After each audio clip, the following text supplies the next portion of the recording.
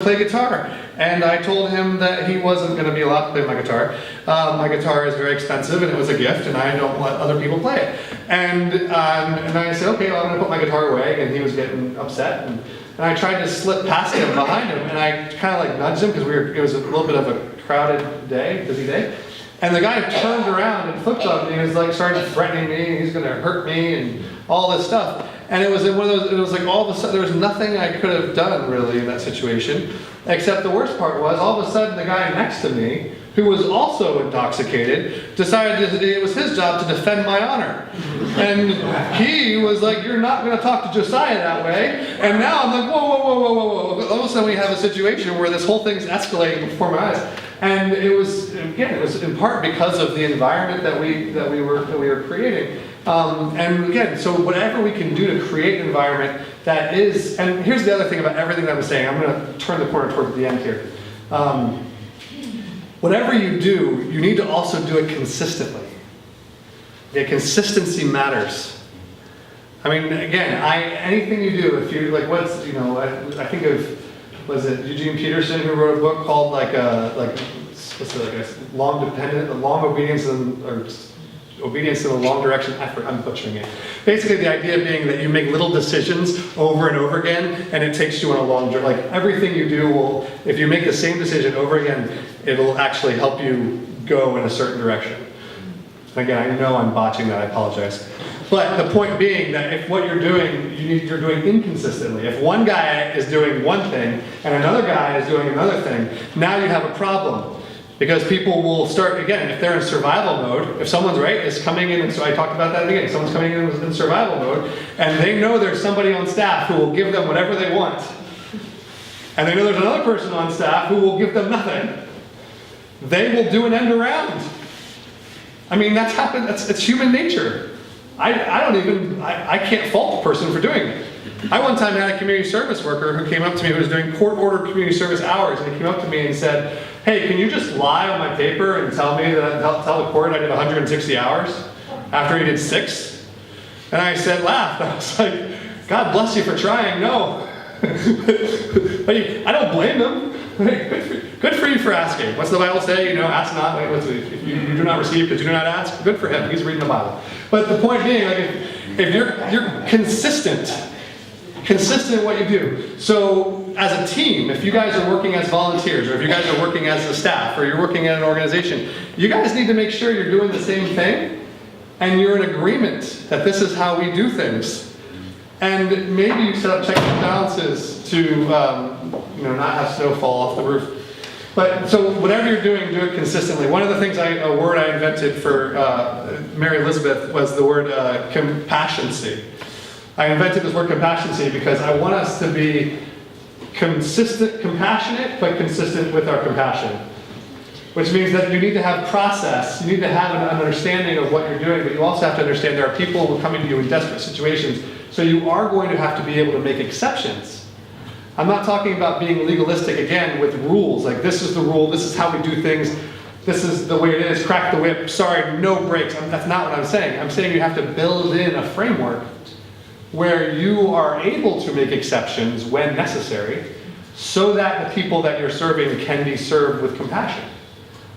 So when you are making an exception for somebody, because you are going to make exceptions because you're talking about human beings, when you make an exception, you're making an exception that is consistent with the overarching message of the organization and the overarching vision of the organization. So your exceptions don't cut the legs out from underneath your directionality.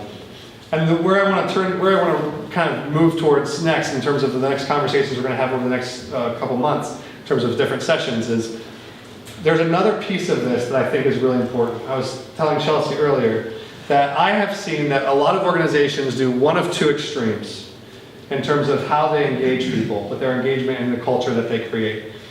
They will usually either be really intentional about providing some kind of felt need, food, showers, shelter, clothing, whatever, and that's all they'll do. Or they'll be really intentional about doing social work, case management, referral, like they'll do like try to help people get connected to housing, filling out the 2010E applications. Like they'll be really intentional about those social services aspects of things. There are very few that are able to do both and do them well. And what I think is the key is I think the key in terms of I believe that the two are connected. This is sort of my fundamental thesis, if you will, in terms of what I'm at my core. This is what I believe, and I'm open to criticism and correction. But I believe that you will do a better job of the other. Right? You'll do a better job helping people get out of homelessness, connected to resources, do referrals, do social work, if you actually create an environment that cultivates dignity. I think if you create an environment that cultivates dignity in the felt needs area, you can actually leverage that to connect people to the resources and hope and housing and all these things that are deeper needs. So it's not an either or dynamic. It's not binary. It's not like either we feed people or we help them get housing. I mean, the fact is housing, when you mentioned, is ridiculous right now. That's what we're going to dedicate a whole session to it. But like the fact is that we can do both. And what just because I'm a follower of Jesus, and there's a thing that there's a verse that resonates with me when I think about this. Is it's from the book of James. It says, "What good is it, my brothers and sisters, if someone claims to have faith but has no deeds? Can such faith save them? Suppose a brother or sister is without clothes and daily food. If one of you says to them, 'Go in peace, keep warm and well fed,' but does nothing about their physical needs, what good is it? In the same way, faith by itself is not, if it's not accompanied by action, is dead." And a lot of people hear that, and I think they immediately think, "Oh, we got to feed hungry people and just give clothing to." But what I hear is we need to help people not be hungry anymore, and we need to help people not need clothing anymore. And the goal, though, is to do both, to leverage an environment, which means that if you guys can continue to learn in terms of how you serve and how you engage, and you actually create that environment that's so dignifying, that's so holistic, that's so loving, that's so engaging, and you can communicate respect, and you make a good first impression, and you are honest with the people that you serve, and you're consistent with how you serve, and you're able to do that. The next step in the continuum is to then have conversations with people when they bring it up of, "I need help," because they are going to come up. Those questions are going to come up, and if you're not open to it, what I've seen is I've seen outreach people on our staff, and again, I'm not picking on anybody. They're amazing people who serve well and love people well, but they will just sort of stand around waiting for someone to just randomly just throw their hand up and say, "Hey, help me." And I'm like, no, we can't just stand around waiting. The average, this is something that you can check, you can Google this one. The average life expectancy for someone who's homeless is about 25 to 30 years less than the national average. Homelessness literally kills people. It takes years off your life.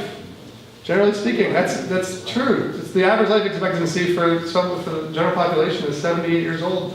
Average life expectancy for someone who's homeless is 45 to 55. So you're talking about a huge discrepancy, which means that as volunteers and as staff members, we can't just be lackadaisical and think, "Oh, good, we've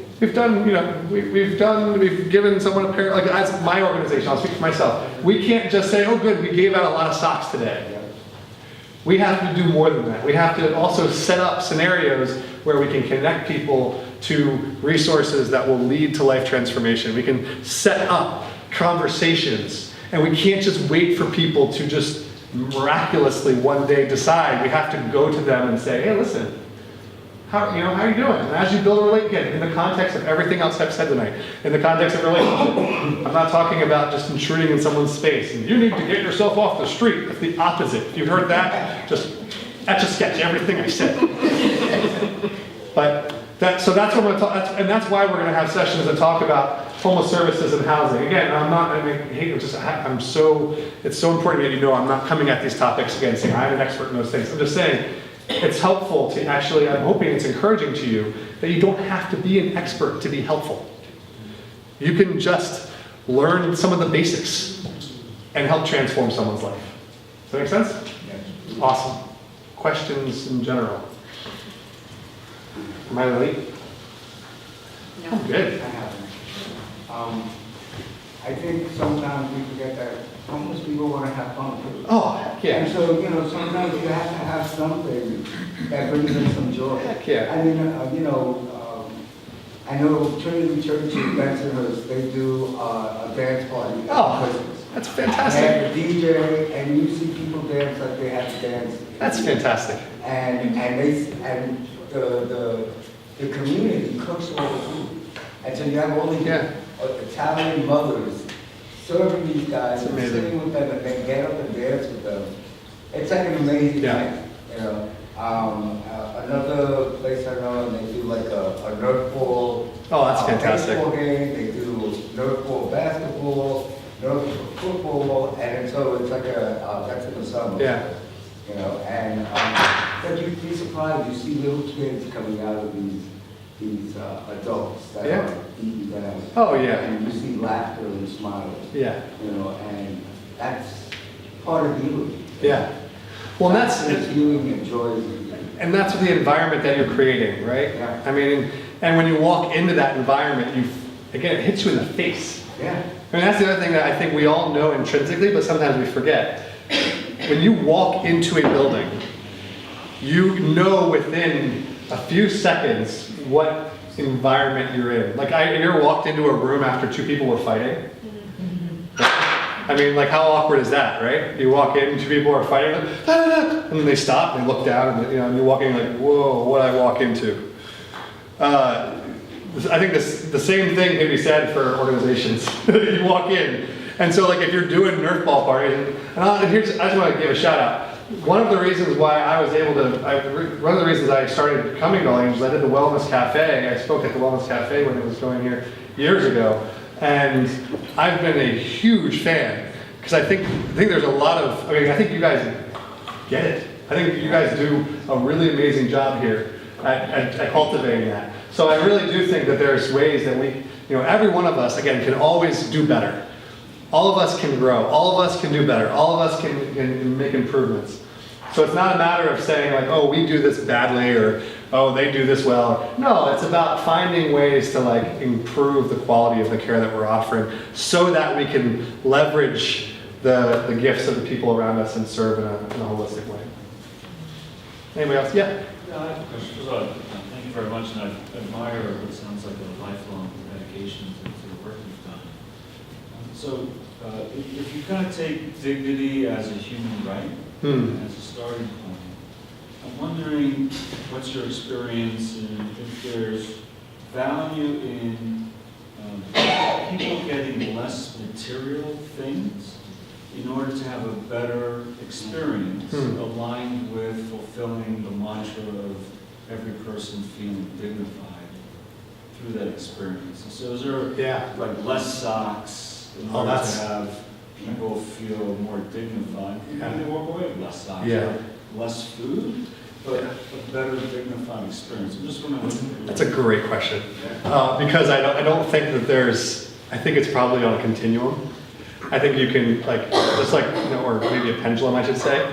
Like, I think if what you're doing, what you're giving away is getting in the way of someone feeling dignified, you should stop or rethink it. So I do think that feeling dignity and feeling that and having that encounter and having that space is more important than dishing out things. Especially in our country, in our context. I grew up in West Africa, like I said, and in some cases, dishing out things is like dishing out like malaria medicine and stuff. Like that's a whole different conversation when you're talking about just literally triage, like people are falling over dead as they walk from their village to the. So I'm not talking about that, but like in our context, material things, while important and necessary, and I am obviously in favor of giving them away, I do think that if they become a hindrance, so I'll give you a specific example of something that we did as an organization.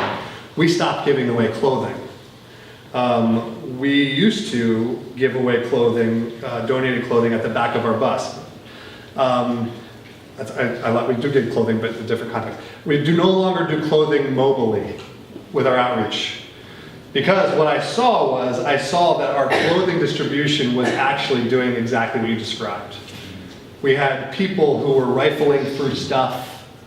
We had the same crappy clothes being recycled on every outreach because they would just get shoved back on the bus, and we'd go out and the same people wouldn't take them and then go back, and it was a mess. And it was like, and we'd have people fighting over the 3 good shirts that happened to be there that day, and it was like first come first. So like for me, as I looked at it, I said, okay, this is not a dignifying experience for our guests. We are clearly not the right people in this context to do clothing distribution. So what is it that we can do in a dignifying way?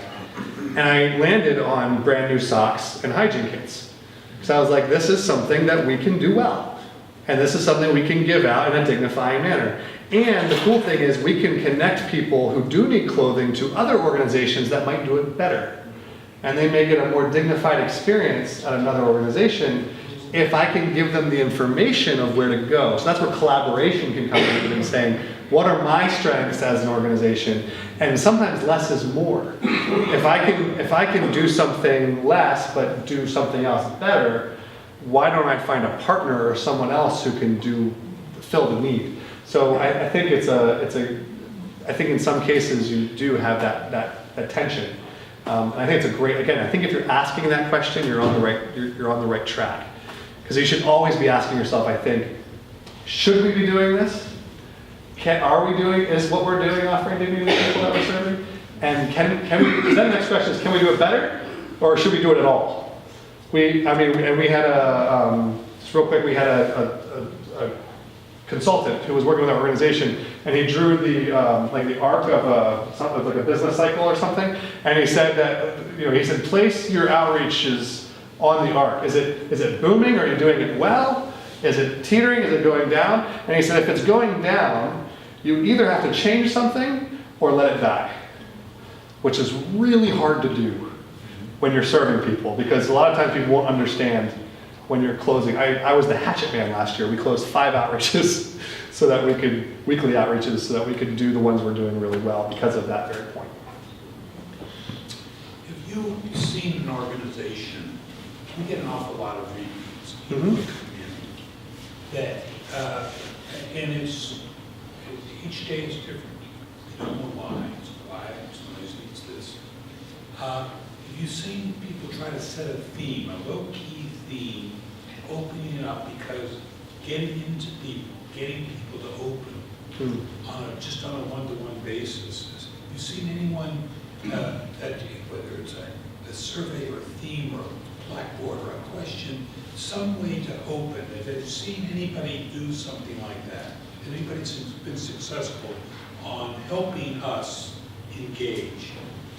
So what we've stumbled, and I just know I know we do. I'm not saying we're doing it the best. What we stumbled on a year or two ago was this concept of doing a needs assessment survey, which is something we put in the hands of our volunteers.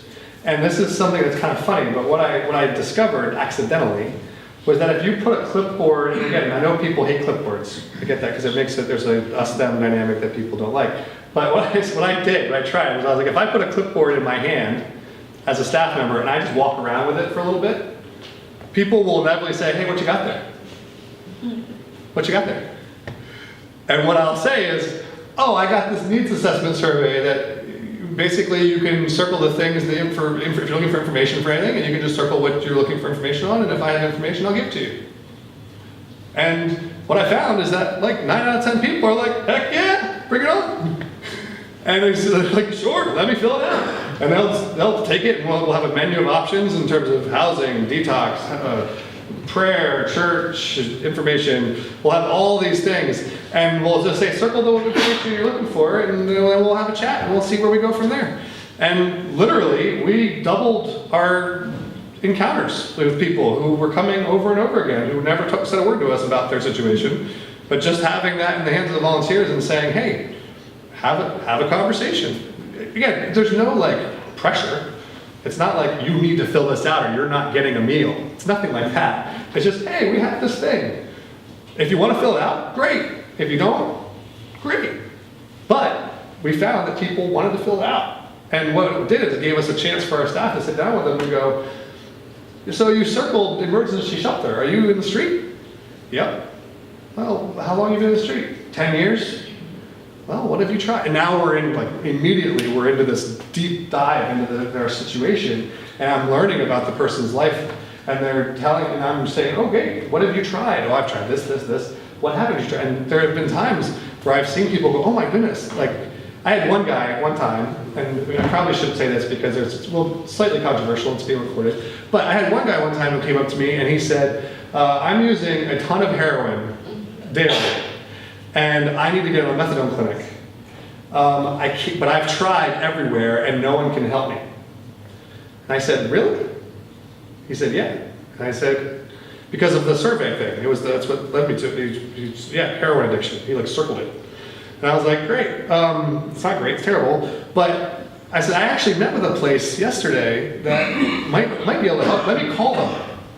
And I just knew of a place that I had met with the executive director the day before, and it just so happened that I had a good conversation, and I ended up calling the person up. And they said, yeah, it's no problem. Send them up. I made an appointment for him Monday at 9 o'clock, sent his information over to the person via email, and I hung up the phone. He had an appointment for Monday at 9. And he's like, seriously? It's like, no way. He was in shock. He's like, I did everything. I went to all these different places. But he didn't go to the one that I happened to have met with, and and again, I don't know his background. Maybe he was given bad information. Maybe he talked to the wrong guy. Maybe he was misinformed. It didn't matter. Either way, he would have kept using heroin daily in that situation, and it may have risked overdose and whatever else. And there's a chance that maybe getting him in that program may have, I don't know. But having that intentional, again, and for us, it's about the culture. People now at our organization understand that we're there to help with those kinds of things. And I think if people become aware that you have volunteers here who want to have those kinds of conversations, if it becomes normative in the culture, and you set up ways to create that environment, people will be more open to it. It becomes a momentum thing where people just walk in and go, oh, that's what they do here. So that's I don't know if that helps or not, but it's... You can do one last question. Yeah. If there is any. I can close us. Yeah. I'll close us. Thank you, Josiah. Thank you.